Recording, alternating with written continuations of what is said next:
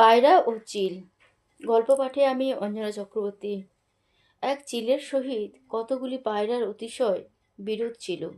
চিল পায়রাদের অতি প্রবল শত্রু। তাহার ভয়ে উহারা সর্বক্ষণ শঙ্কিত থাকিত। তাহারা নিজ নিজ নীড়ে থাকিয়া আত্মরক্ষা করিত, কদাচ নীড় হইতে বহির্গত হইত না। সুতরাং চিল কোনো ক্রমে উহাদের কোনো অনিষ্ট করিতে পারিত না।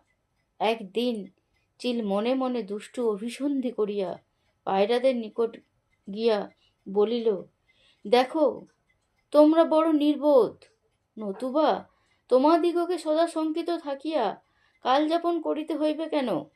যদি তোমরা আমার পরামর্শ শুনো, তাহা হইলে তোমাদের আর কোনো ভয় ও ভাবনা থাকে না। তোমরা সকলে একমত হইয়া আমাকে তোমাদের রাজা করো, তাহা হইলে তোমরা আমার প্রজা হইবে।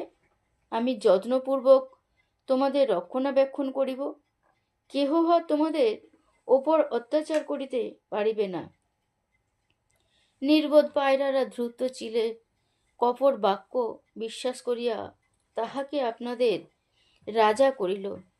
চিল রাজা হইয়া প্রত্যহ এক এক পরাবতের প্রাণ সংহার করিয়া ভক্ষণ করিতে লাগিল। তখন তাহারা আক্ষেপ করিয়া বলিতে লাগিল, আমাদের যেমন বুদ্ধি তেমনি ঘটিয়াছে।